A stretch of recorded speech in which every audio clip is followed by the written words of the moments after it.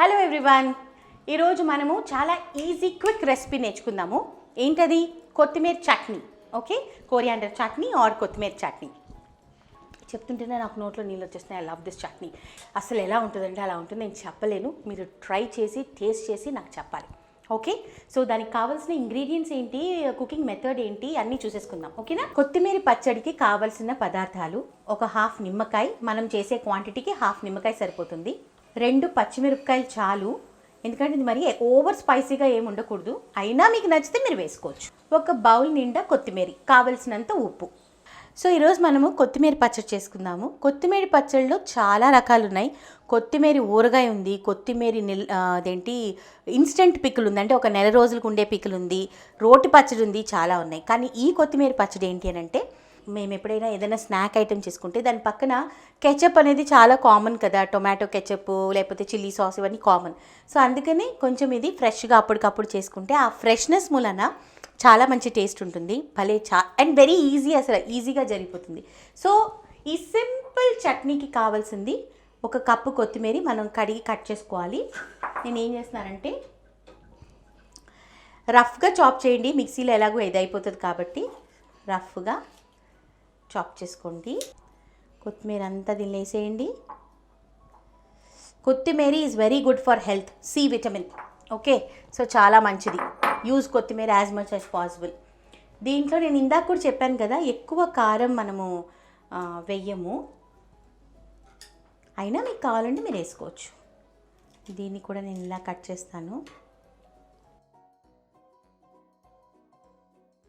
దీనిలో కొద్దిగా సాల్ట్ చూసి వేసుకోండి, తర్వాత మనం ఏం చేయలేము. ఒక్క పిసర నీళ్ళు వేస్తాం, ఇది తిరగడానికి కోసం అని చెప్పి. Little water. ఓకే, ఇప్పుడు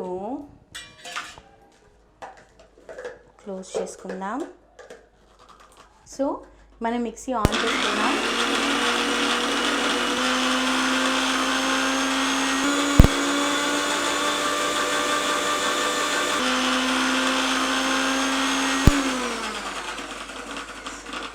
అన్నిటికైనా ముఖ్యమైనది ఏంటంటే, గ్రీన్ వెజిటబుల్స్ అంటే మనం ఎప్పుడైనా కొత్తిమీర కానీ పాలకూర కానీ ఇలాంటివి ఏమన్నా మనం మిక్సీలో వేసినప్పుడు కొంచెమైనా సాల్ట్ వేయండి, లేకపోతే ఆకు బ్లాక్గా టర్న్ అయిపోతుంది, అప్పుడు బ్యూటీ ఉండదు. ఓకేనా?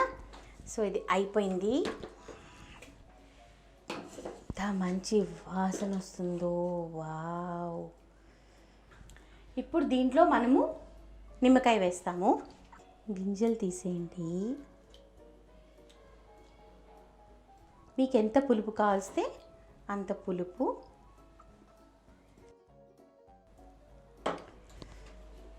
Take it in. బావ్! మన ఈజీ కొత్తిమీర పచ్చడి రెడీ అయిపోయింది. సో చూసారు కదా, 1-2 మినిట్స్లో ఈజీగా కొత్తిమీర చట్నీ రెడీ అయిపోతుంది. It's instant.